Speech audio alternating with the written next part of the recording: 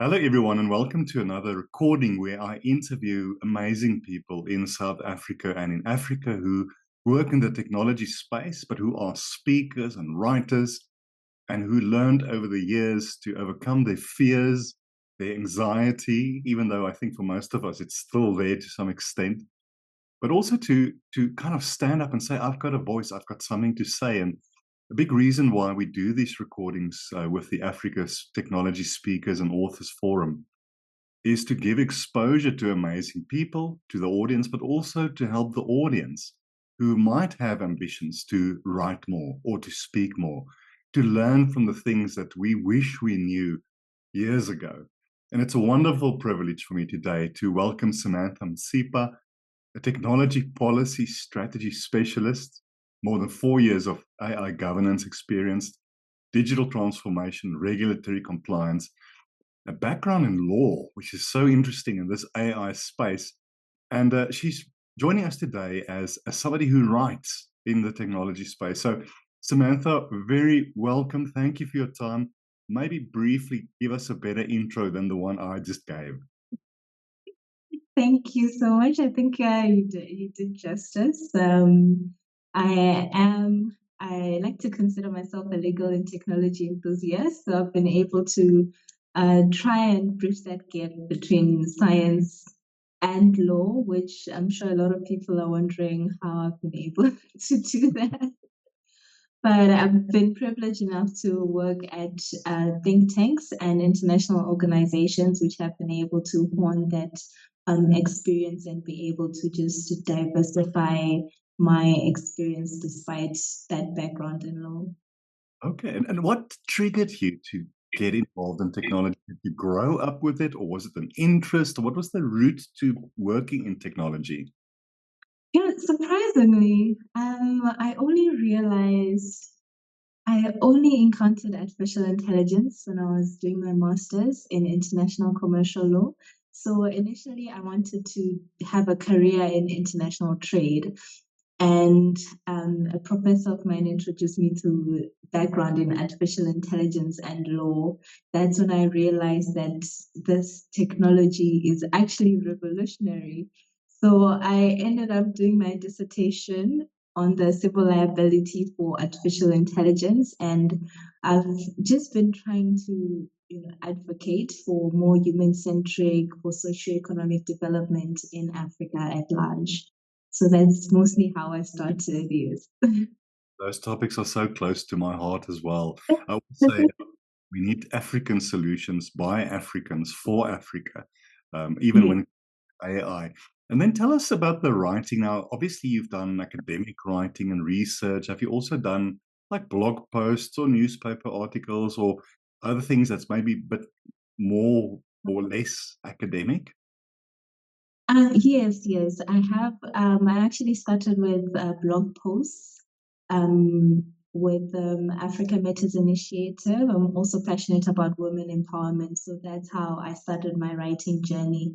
And as I got to start working, I also just incorporated that. I think what really helps for those who want to become writers or even speakers is to just start by reading as much and one step at a time, 50 words a day, or that's how I started, and it's been very helpful. You progress and eventually become the expert that you want to be. Mhm. I agree with you. I think very few people, if any, are born good writers or good speakers. I think it's a skill, not a gift. It's something you learn, and you learn by Yeah. mistakes, and you learn by positive criticism, constructive criticism. But it's about exercising, and it's also, I think, Samantha, about finding your voice because you write or speak the way you do. You don't have to be a Steve Jobs or a Barack Obama or anyone like that. And it's exercise. It's sitting down and I like what you said, 50 words a day, or even if it's 50 words a week. Um, and in time, you get better and you're continually getting better. But what I want to ask you, because I struggle with this, I've got something that I really want to write about, but that procrastination, that looking at the screen and the icon clicking and it's waiting for you to type. Then suddenly I go wash the dishes and clean the house because it's easier than because it is daunting. The inspiration is not there. Exactly. But then when I get into the zone, and we've got all our own ways, I want to ask you about that. I find that so no distractions, maybe relaxing music or something like that. Before I know it, it's an hour or two later, and I've just been writing, writing, writing. What is your process? For instance, is it better in the mornings for you or the evenings? Is it better in your house or in a coffee shop? What is your own process to write? I think my process, I think I start by reading a lot. And that just activates that critical thinking and thought processing, how to flow. Some of the words, I'm a second language. English is my second language. So sometimes the words are just not there. You can try to find inspiration from books to say, oh, this is actually the word that can get me to start or can get me to start writing or get that inspiration. So I think initially I'll try to read something similar to what I'd want to write or something similar to how I'd want to convey my message. And I think music helps. Maybe I'm showing how young I am now. Music helps just to calm that anxiety and give you that inspiration sometimes to start working and just start just you can just start with I am Samantha, just do your bio for now and then things eventually flow. Right.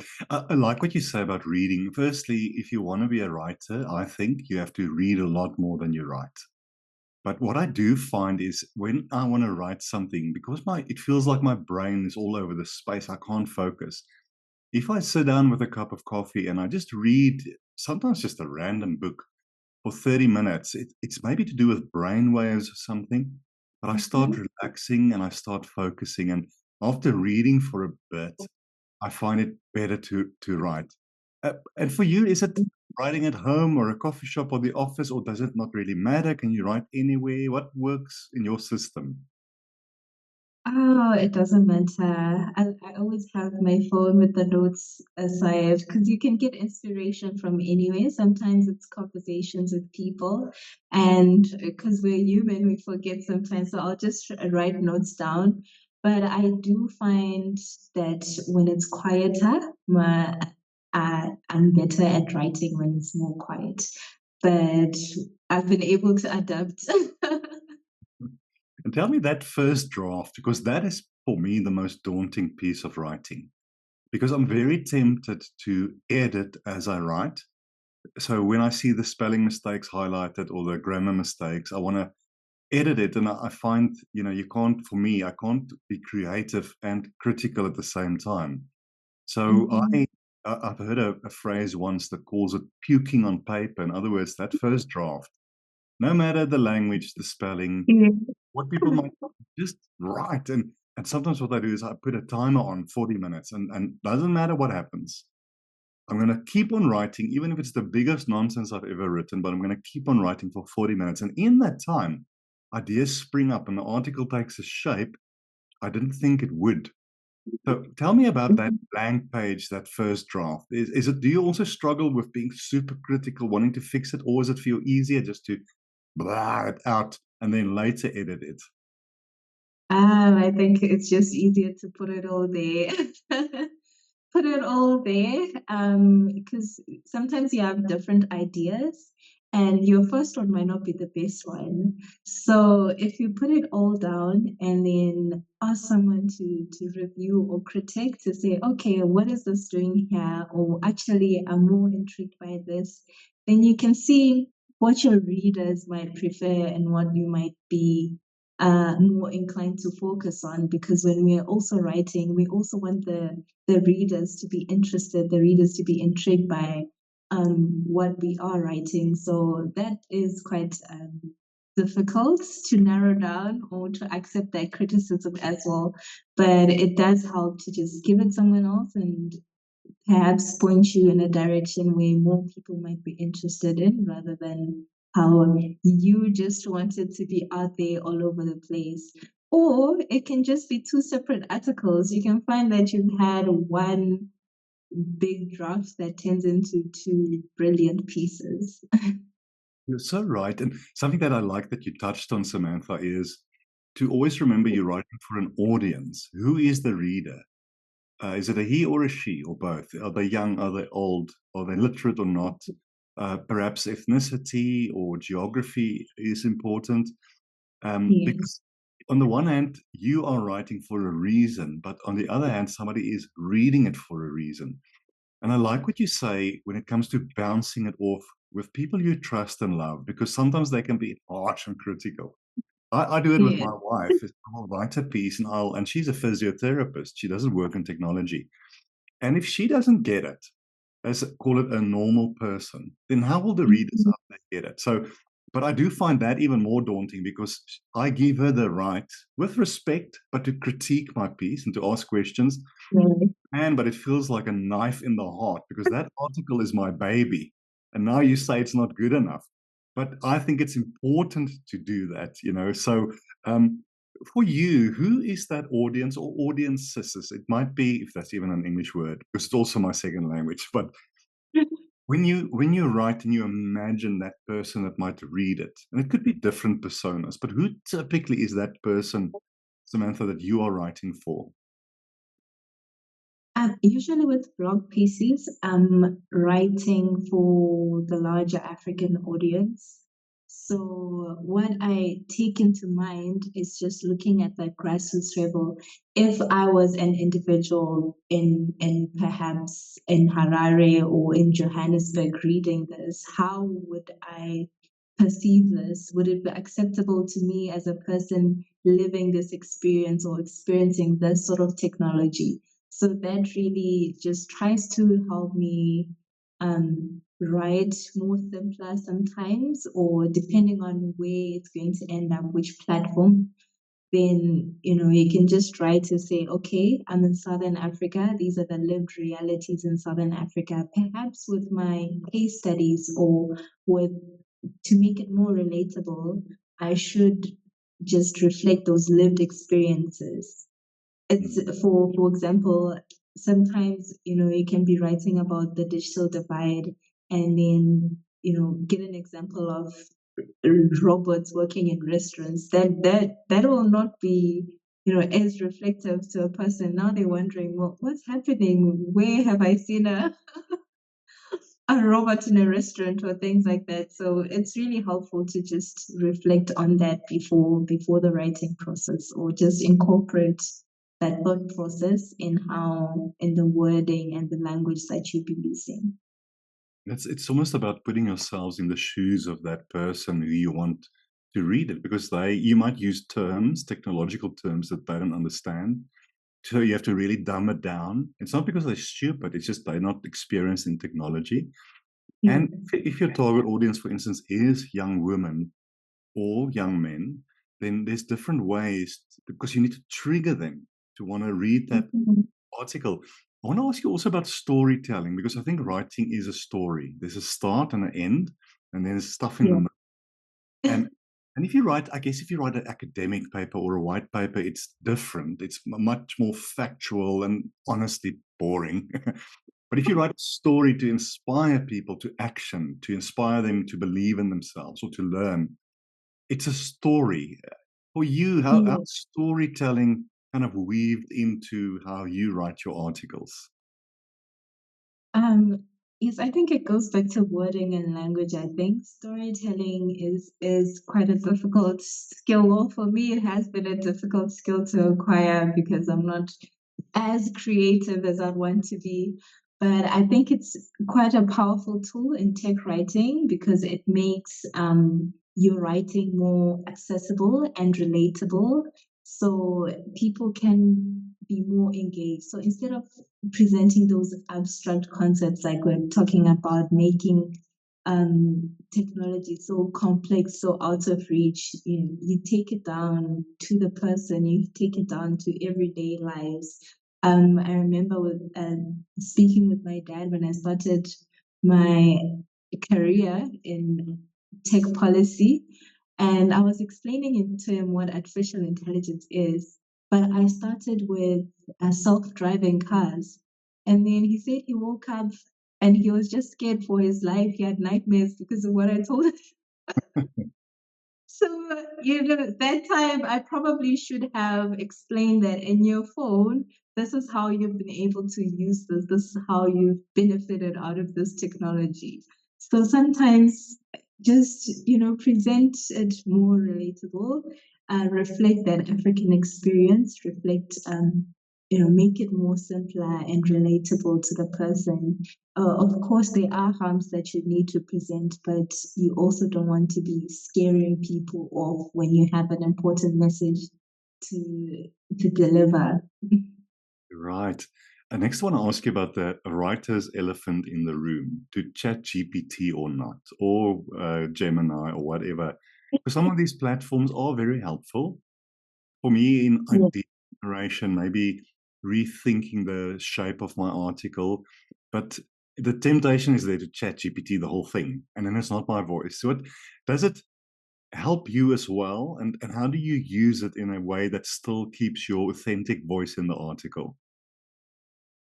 I do use ChatGPT, but I think for writing, for you to remain authentic, put your thoughts down, put what you want to say, even if it's not the proper grammar, just write it down and try to do the work yourself. And if it's still not working out, you can try to prompt ChatGPT instead of it writing it for you, just prompt it to say, how can I improve my language or how can I say this better?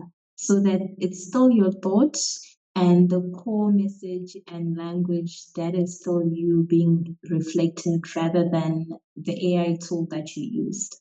Yes, I do that. I'll sometimes read one or two of my paragraphs and I just feel it doesn't flow. It's not the words. Then I'll ask ChatGPT. So I'll put in my original paragraph and say, and obviously here's the context and that, but Mhm. give me a better flow. Just present the facts better. I will still then take what it gives me and rewrite some of it. But sometimes the responses are incredible in if you just swap some of the words around or maybe use Yeah. another word, it really, really makes the point. What are the tools that you use other than ChatGPT? In other words, spelling, grammar, and other tools. So it could just be Word, and that's okay. But do you have specific tools that you find help you with your writing and also polishing it to be ready for publication?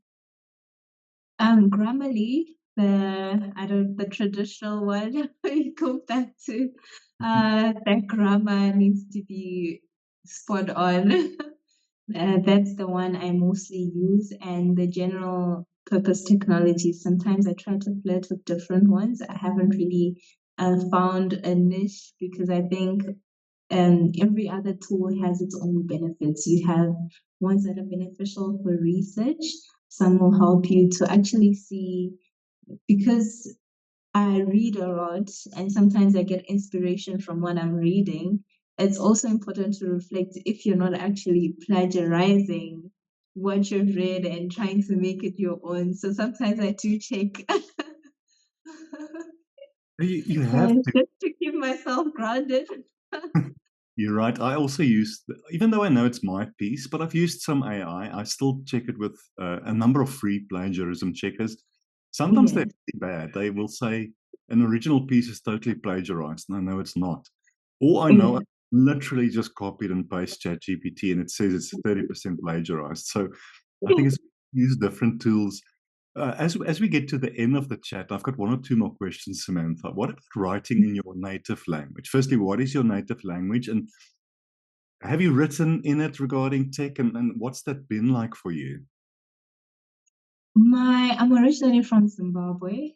I'm from Gweru, the Midlands province of Zimbabwe. So I haven't been able to write in my own language, unfortunately. That you've given me a challenge there. But I've been able to disseminate, I think because English is also widely used in institutions and in schools. I've been able to disseminate in various platforms of the ministry as well on artificial intelligence and how we can actually enhance the digital economy in Zimbabwe. but unfortunately, a lot of the opportunities I've had in terms of writing have been for policy think tanks like in America and here in South Africa. So it's also been reflective of those opportunities that I've had and the interest within those organizations as well. And I think to reach a wide audience, English is the language to go, unless Mm. you're French, perhaps Portuguese. But I think 90, maybe 95% of what, or more, of what we write will always be in English. I recently started writing for an Afrikaans publication, which is my native language. And my Afrikaans Mhm. is very good because all we do speak English, and especially Yeah. talking about tech and AI and deep fakes and cloud technology. Yeah. And what I do there is I write my article in English and then I ask ChatGPT to translate it into Afrikaans, and it does an incredible job. And then I put it into Word and put it into the Mhm. Afrikaans spell check. Because I'm no longer able to write a full article in my native language, especially in tech, because I just don't understand the terminology and things. So, but it is an Yeah. and maybe something to think about. Is there, for instance, a newspaper or online platform in Zimbabwe or elsewhere in Africa, and once a quarter you write an article in your native language for those people? True. What I want to end off with, Samantha, just your ambition for the future. I would assume it's a lot more research and an influence, but also a lot more writing. So it could be television or radio, or it could be getting into big newspapers, or it could be many things. What's your ambition for the next 5 or 10 years? I want to scale in my writing and to curate my writing, not just to represent like the organizations or my current work, but to also expand with public health, different industries. How is my work? How can it be reflective within the different industries, and how can I be able to raise up and be that African voice? I still consider myself a young person. So I think we have the potential as young Africans, and this is a wellspring of intellectual intelligence and creativity that we need to show to the world. And I'm looking forward to just doing that in the next 5 to 10 years. We wish you all the very best, Samantha. There's a lot that you said that have golden nuggets. It's going to help the audience. From Thank you. and looking forward to you being part of the forum and to contributing. We want to follow your work. I'm going to put your LinkedIn in the post. Also, I'll ask you later about maybe where some of your articles are posted. But I just want to say, and also you speak so calmly and so well. It's lovely just to listen to you. Thank you. What do they say? You can read me the telephone book and I would still want to listen. So, no, we wish you well. Thank you so much for your time and all the very best going forward, Samantha.